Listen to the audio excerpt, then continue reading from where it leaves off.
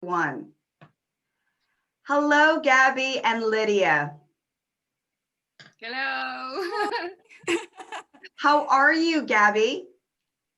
I am very, very happy to be here, Jung. Thank you for the invitation. And I'm so happy to be here with my friend, Lydia. Hi. All right. How are you, Lydia? I'm so happy too. How are you? All right, Gabby, where are you now? Which country? I live in Guatemala, where I am from. So And Lydia? Me too. I live in Mexico City. Okay. And what time is it there now? It's here is 4:21 p.m. And you, Lydia? 5:21. Oh, so you have 1 hour difference.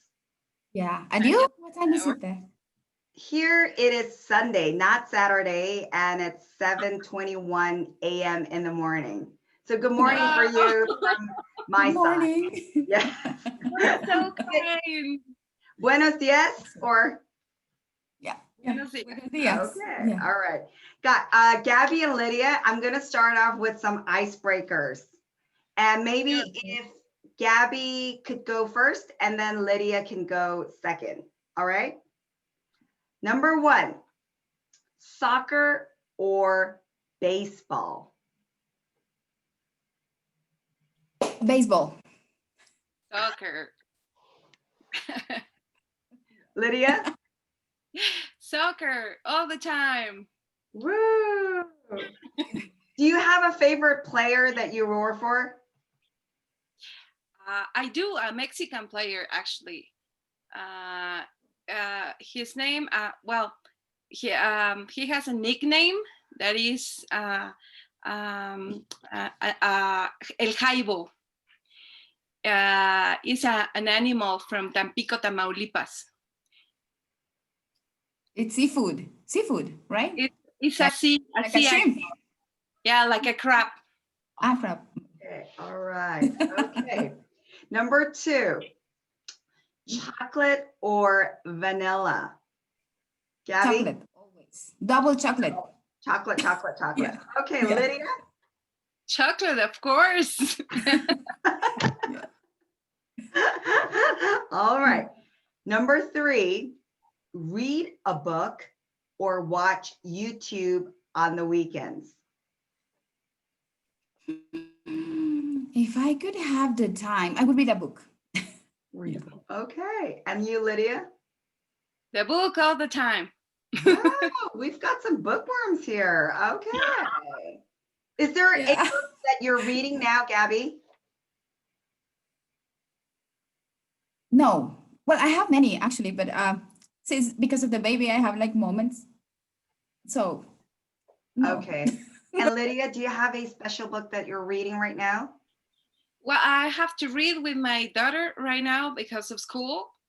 And we're reading Inkheart. Okay. I don't know if you know that story. Inkheart. Inkheart. Yeah, there's a movie about it. Yeah. Yeah, there's also a movie. Yeah. Okay, great, great. Number four, singing or dancing? Singing. And you, Lydia? Of course, singing. I'm so bad at dancing. Why? But I think Latin Americans could sing and dance very well. Gaby is a very good dancer. I remember she was dancing with Santiago of Colombia so well. I remember. Gabby, can you move your arms? Can you move your arms?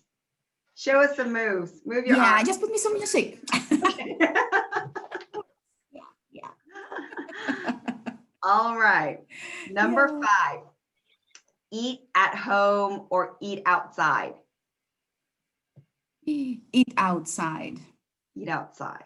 And you, Lydia? Eat at home. I love to cook. She's a very good cook. Very good cook. Yeah, I enjoy it too much. And my family also enjoys it too much. Wow. Okay. The remaining 5 questions, let's change it to Lydia first and then Gabby second. All right. Okay. Number 6, coffee or tea? Coffee. Coffee.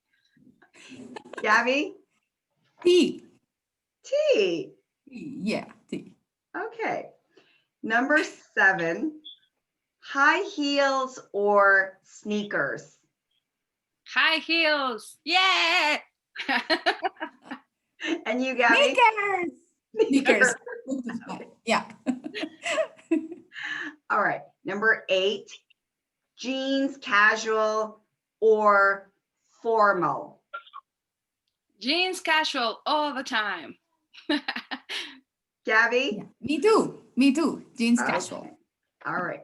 Number 9, running around the house or couch potato? Like Couch potato.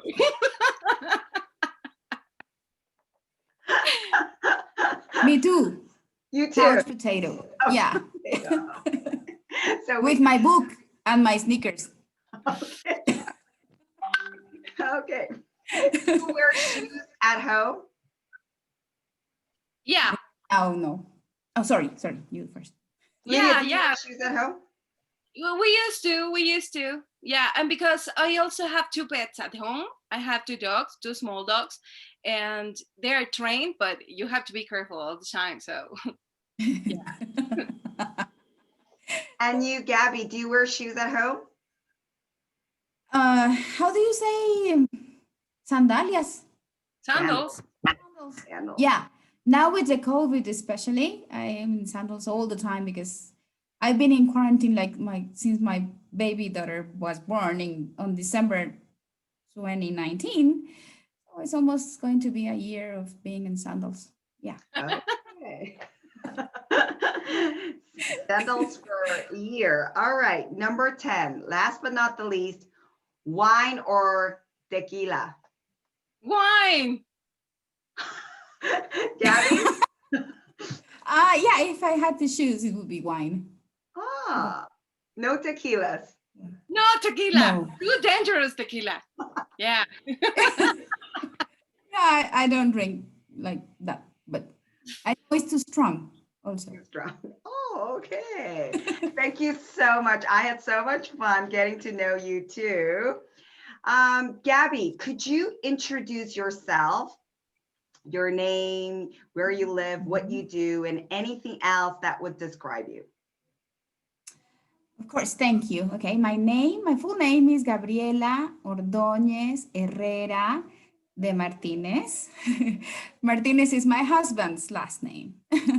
And well, I'm 42 years old and I was born in Guatemala. I live in Guatemala and I had the privilege to study psychology. I'm a psychologist and also have a master's degree on organizational leadership. And also I have 2 daughters. I've been married for 16 years already. And my daughters are, Alice is 9 years old and Clarita is 9 months old. And we enjoy this life as a mom very much. I worked in human resources areas for about 10 years. And then when my daughter was born, that means like almost 10 years from now, I've been at home. I'm how do you say that? A stay-at-home Mom, yes. with them. That's the greatest privilege I've ever had, and the greatest challenge I ever had to. And we also have the privilege with my husband of being pastors. We are pastors in a church where the team of pastors is very big. It's like 45 couples of pastors that sees different areas here in Guatemala, and we are there pastors of ministries, and we've been there for 4 years. I think being a mom and a wife and a servant of God are the most great privilege I've ever had. So that's me in a nutshell. Thank you. All right, that's so lovely. That's so nice. Thank you. To know. And you, Lydia, please introduce yourself. Well, my full name is, here in Latin America, we used to have our first name is, and then your father's name, and then your mom's name. So I have 2 names, Lidia Jocabet. Those are my names. and my father's name is Sanchez, and my mother's name is Lopez. Both last names are the most common last names in this country. So it is very common to see people named Sanchez or Lopez. I studied chemistry actually when I was in the program. I was finishing a technical career, and then I went to the university to study chemistry.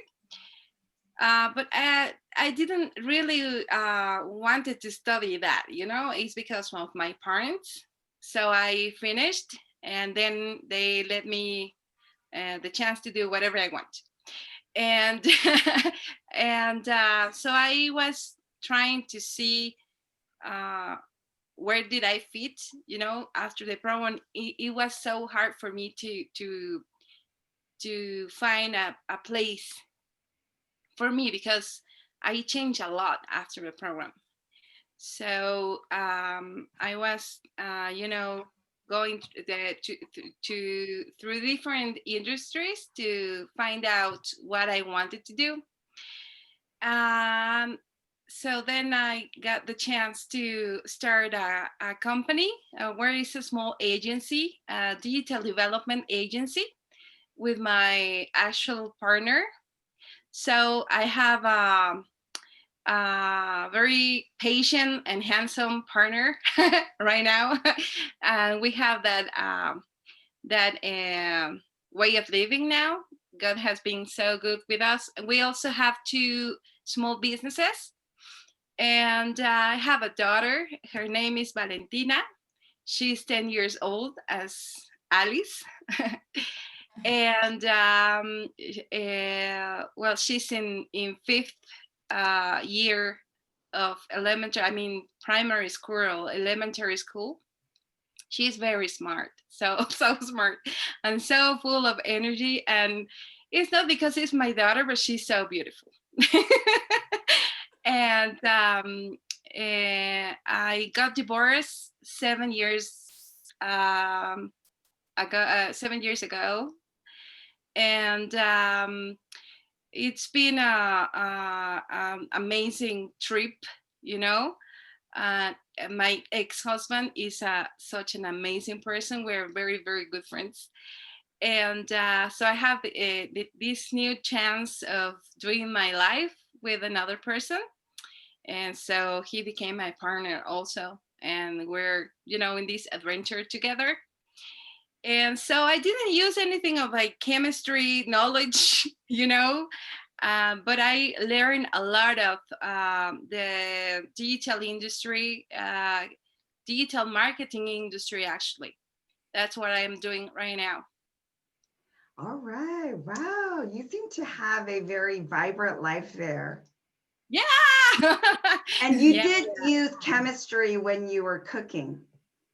Yeah. Well, actually, it's not really, you know, the knowledge of the chemistry itself that I use all the time, but you know, school, like school, and especially the university gives you a lot of different point of views of too many things that you really use in too many other careers. So it doesn't matter what you study. After all, when you are there, you can use anything.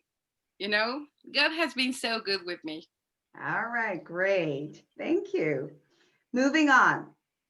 And maybe Gaby, how do you seek life's common ground?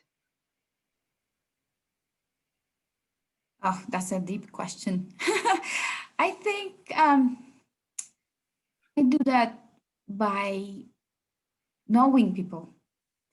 I think there's no other way to find a common ground if you don't know who are you talking to. And there's something in my heart, like I don't know how my parents taught me that, but there's no chance for me to treat someone badly because of their skin, the color skin, or the way they walk, or the way they dress, or anything. So there's something like I learned at my home that helped me to So when I went to the program, for example, it was like, oh, yes, of course, we have, I mean, this is awesome. We have all different kinds of schemes, you know. So I think for me, finding the common ground is in the heart, because deep down there, you will always find battles. You will always find joy or sadness or fear. Fear is one very powerful thing that can bring many people together and also go the other way and provoke many, many aggressions as well. But that's my way, like being, you know, like myself and trying to learn and to hear others and know them. And I think because we are made, I mean, we have a lot of millions of people around the world, but we are individuals. So as Jesus, he was with a multitude sometimes, but most of the time he was or praying or with his small group, knowing them each by each one, everyone. He knew their failures, their likes, just like you were doing the icebreakers. He knew everything about them, if it was soccer or not, and he loved them. So I think that's the way I see that. Thank you. And you, Lydia? Well, it became a very, very important part of my everyday, to see common ground. It's like it's not just a phrase or just an idea. It became a way of life through empathy, actually, because we have to work like day by day with different kind of people. As Gaby said, we're like surrender of a lot of people, but every person is an individual and they have different kind of a different point of view of life or everything. So we have to be to empathize with clients, with owners of businesses, with people with a lot of money, but also with people that they want to start like a small business or a small dream they have, and they have not a lot of money. Or we also try to make an impact in the people we are like day by day, but also with your family, you see, uh, through your relationships, like your brothers, sisters, and in short with your small family, with your daughter and husband or partner, because we're so different, and of course you don't find out sometimes because you don't spend the time you need together. But right now with the COVID, you see, it was so necessary, to empathize and to try to understand the other. So you have to seek the common grounds all the time. And it was so funny, like for me, because for example, Andres, that is my partner, my boyfriend, he's so different from me. Like everything is so different. He's so technical. He's so easy. He never gets angry. I'm so explosive, you see. I have a lot of energy also. Um, and I like one kind of music. He likes the other kind of music. And we're so different. But all the time, day by day, you're trying to find these common grounds to spend the whole time together, 24/7, 365 days, And then when you do that, when you really find a common ground, you can hold on to it and then live happy. No, so I think common ground is like a way of living. All right. So it happens like every day in our lives, right? It's just like an ordinary thing, and within families and within friends, and getting to know people and empathize. Thank you for your powerful messages. Moving on. Lydia, maybe you can start this. What is your definition of LOVE, love? Well, that's a very big word. I think these last years or this generation is using it like so easy. I love food, I love music, but love is a very strong word. You know, it's about commitment, it's about respect, and it's about decision. I think love is a decision. You decide to love when somebody sometimes is not worth of love and is not easy to love, and you really decide to do it. And even if you don't feel it, God changes you to do that, to forgive, to suddenly to start feeling the love you probably don't feel in the beginning, you see? So I think that love is a decision. Okay. Wow. So love is a decision. And you, Gabby, what do you think your definition of love is? I I could speak for hours. No, just just have one word. That I was praying about this because it's very powerful questions that you ask, and as Lydia said, the word love is very deep and very profound. I mean, I don't know. In English, I don't know if there's a difference like in Spanish, Lydia. Like when you say here, you have like degrees of love. You can say te quiero is not the same as saying te amo, which is when you say te amo is like you say that to your husband, for example, but you don't say te amo to your neighbor, for example. You see, so there's in Spanish there's a difference. I think in English you say I love everyone, especially my TV or something. But yeah, just rounding things up, the one word that came to my mind was Jesus. For me, the definition of love is Jesus and everything that he represents, self-giving, forgiving, um, deciding to give your own life for others, being a friend, being a pastor, someone that will give you some advice, someone that will help you to live your life. And I think love is that there's everything that he did, everything that he still does, forgiveness, healing, hugs, and also when he pulls your ear to, correct the way that you're going. And it will always be for your own good. There's nothing that he will do just because he doesn't have anything else to do and he wants to correct your life. No, it's because of my well-being, because he loves me. So that's my definition. All right. Wow. So we heard some decisions. So love is a decision, commitment, respecting others, forgiving, giving your life, being a friend, and Jesus, like what he did to us. Moving on, it might be a little sensitive question, but I know some problems that you guys are encountering now between the two countries that you're from. How could you use love or what you learned in the YA program to cope with the past anger? And Gabby, maybe you can start with this. Yeah. Briefly It's very interesting.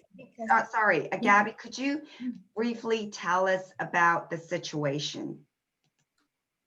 Yes, of course. Actually, it was something like I rediscovered this thing, and we were chatting with Lydia the other day, and we found out that we were rediscovering the same thing because our daughters are almost the same age, and they are studying almost the same things at school.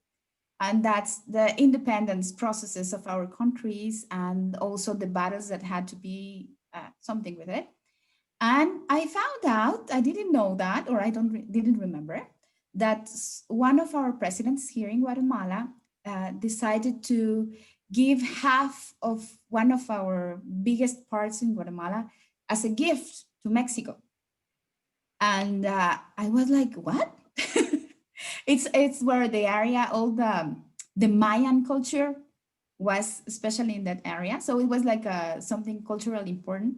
I'm speaking about 1800s or something. So when I was reading that with my daughter, I was wondering why on this planet Earth are you going to do that? And somehow we had a chat of a small group of YAs friends, Latin friends, and somehow the topic came out and I shared this, and then Lydia is a very deep person. If you could hear her, she would send you a voice message like would last 4 minutes or 7 minutes with a political analysis or something. It's very nice to hear her. And then she told me that she was studying that with her daughter too. And the same thing happened on the other side. A lot of Mexico is part of the US right now, for example. So there is an actual, you have this like historical background, and there's also a problem right now happening with the immigrants that are going through Central America and go through Mexico and trying to reach the US border. And it's complicated because we tend to assume that all Mexicans are whatever you want to say, all Guatemalans are whatever you want to say. And it's complicated because it's like you're kind of invading, you know what I mean? You go there and you expect my people, Hondurans, Nicaraguans, are going through Mexico, and Lydia told me that they were trying to help people. Mexican people are so like embracing people, you know, like you feel like hugged when you're there. And it's escalating. This thing is escalating. And once she said to me, and to all of us, Costa Rica, Nicaragua, Ecuador are there in the chat, and she said, if I didn't know you guys, I would think everybody is the same in your countries, you know? So when I went back to this historical background, I in my honest Guatemalan, you know, got here, I was thinking, I mean, it's the whole Mayan area, you know, and now it's part of Mexico. And then I thought, come on, it's land, and there's decisions, big decisions that are made by one person who is in power in every country, presidents or ministers, you know. So it was a very interesting thing to find in our history. And it's also happening something important right now with immigrants. And it's a huge thing here in Central America and Mexico and the US. So I don't know if I answered your question, but this is the background. Now you have your 20 minutes, Lydia.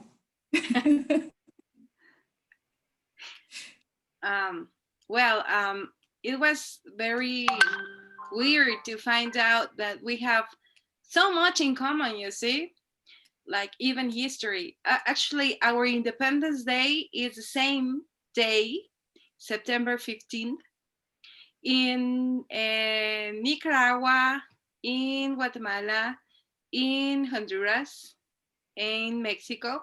I don't remember if it's also in El Salvador. Costa Rica. In Costa Rica. And El Salvador, yeah. Oh. So we have like the same day of our Independence Day, you see? So we have too much in common. But but I don't know why historically we hate each other. It's like we always fight to each other because we want to be better than, you see?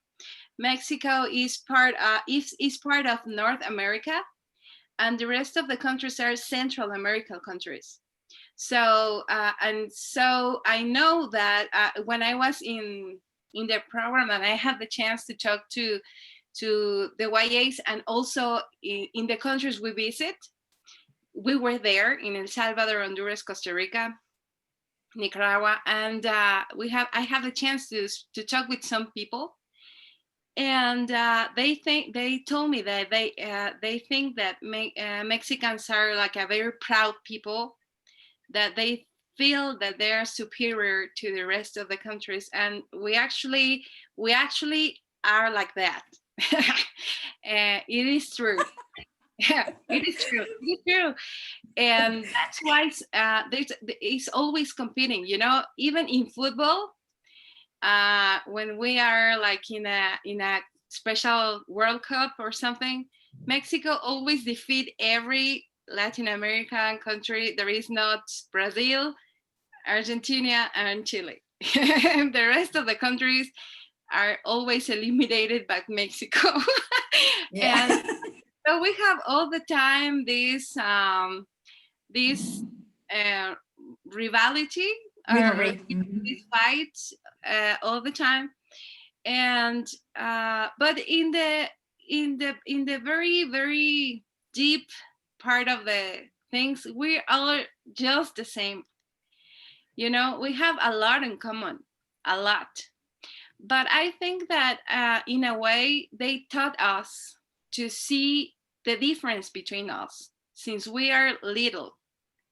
You know, this that Gaby said about the history of this part of Guatemala that we stole. And it also We gave happened. you as a gift. Yeah. It also happened here in Mexico. You know, Texas, New Mexico, and California was part of Mexico. Mexico was almost twice the size there is right now, and it was so painful for us to because that Mexican president Santana sold it. Um, so they have a peace agreement with America. And so because of that, we also have this fight with the US all the time. And actually, we all the Mexicans want to be there, but because of money and work, but not because of culture and family, you see? And that's what Latin America people have in common, that we are so close to our families. Our values are very different from the rest of the countries. But I think the only change, the only way we have to change this is teaching our kids our own way. You know, teaching them there is not there is something that is in the past, that it doesn't have anything to do with them. And that we have a lot, most of the things in common, even in the food, Yeah. way of dressing, our likes, our dislikes. We have a lot in common than the thing that we are different. And we have to teach them to be open to that, to be open to learn and to know the people. You know, Mexicans are very good hosts. We liked people coming in, but we don't like people staying. You see? Yes. Mexico, a very welcome tourist. Yeah. Anytime you can come, but you are not welcome to stay. We are a very tough people because we don't like differences too much. So I think our mission is to open that mind to difference. All right, so open. Can I say something? The difference. Yes, Gabby, you can say something. Thank you. I think, yeah, it's like you inherit the hatred, you know, you receive from others.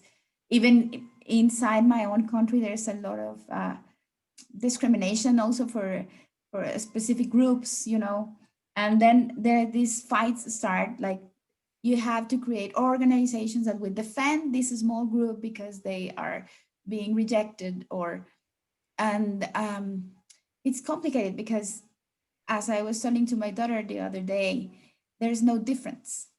And as I said, the color of the skin or the way that you eat, or for example, we have a very special friend from Cambodia, Bontun. If you will ever interview him here, he's an awesome person. And he sent to me a picture of his brother's engagement. And it was very interesting to me because there were no chairs whatsoever. It was everything on the floor. And, you know, and I showed that to my daughter and I said, this is different. For us, there's chairs everywhere. You mean a table full of food, but you won't go to the floor. And it was very, very nice to see. That's my daughter, the one that I'm teaching. Are you learning something? Yeah. Yes, you're I don't learning. know what are you You're talking learning. about. Yes, you're learning. So, yeah, I think it's one by one. You know, our inheritance, our generations are the ones who are going to receive this YA learning that we have. This is a topic that we can go on for, on and on and on. And I hope this YA program would help you guys cope with this. And you guys could be the seed to, educate your kids first at home. And then your kids can go out and talk about it to other friends. And I hope love will grow within the two countries, right? Accepting the differences. I think that's a powerful message there. Thank you for sharing. And last question. We all received so much from this program, and I know Gaby, you and Lydia have so much talent. If you were to have the WVYA program again, how would you contribute? Gaby, you can go first. Wow. You mean like the program, like repeating like exactly that we lived it, or the project that is in the future, whatever You it is? can create it, and how would you contribute? What would your role be? My role would be, I would love to be the one that makes everybody to feel welcome, whatever that might be. I don't know how to call that. Host or something, like welcoming everybody and introducing everybody to each other and loving everybody. And after that, I would love to serve.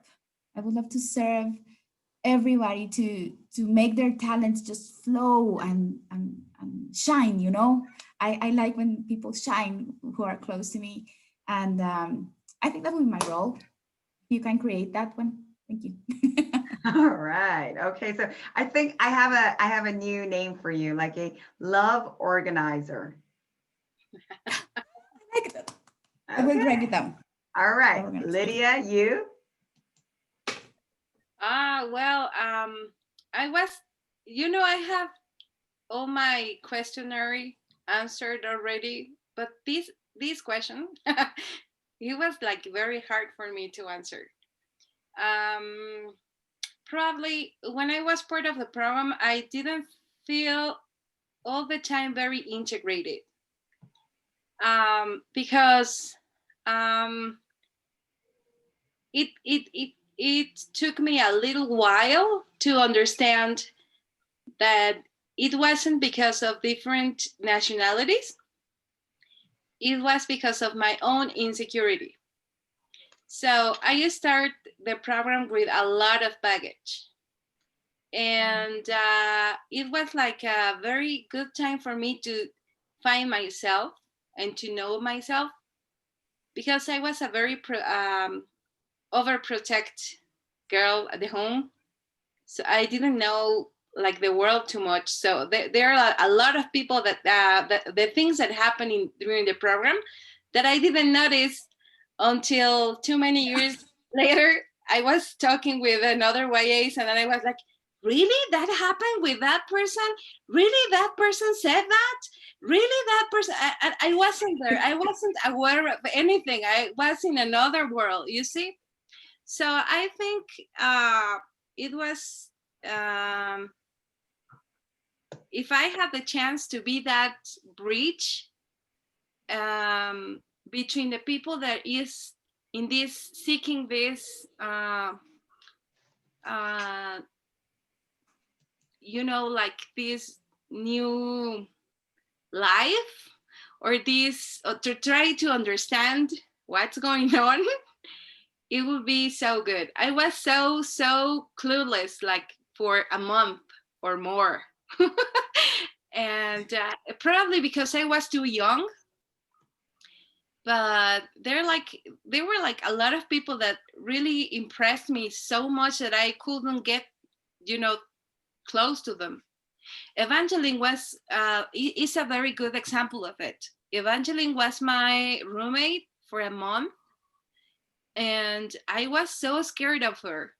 I was so scared and afraid. I mean, both. She had this strong personality. She was so beautiful, for me, she was like, oh, she's so beautiful. And she was so different from me also. So I didn't have anyone to guide me through this process of melting, with everybody. And so I think I missed a lot because of my insecurities. So if I get the chance to be that person that helps these clueless guys to find out what they are doing there, that could be awesome. All right. So I have to say, Evangeline turns out to be one of my best friends right now. We talk to each other like for hours by phone, and sometimes in 2 a.m., 3 a.m. because of her time, sometimes in my time.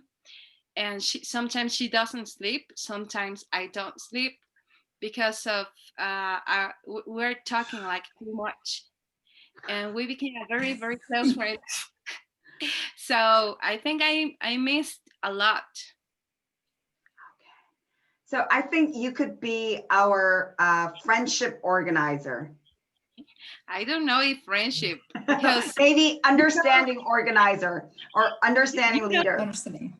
Yeah. I'm not a very easy person. My character or my personality is not very easy.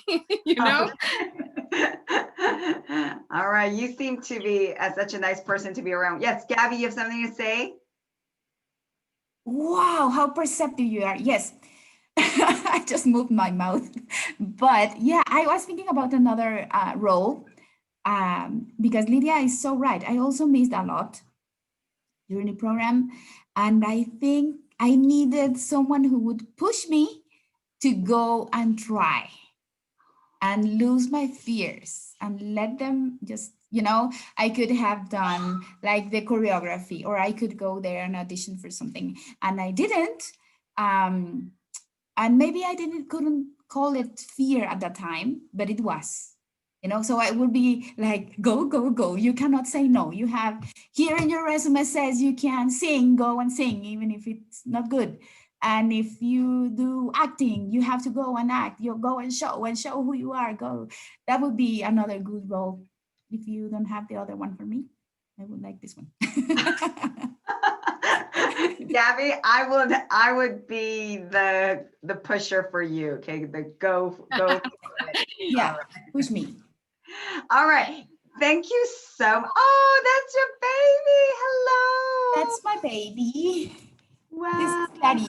She's 9 months old. Oh, say hi. She's so cute. Hello. Thank you.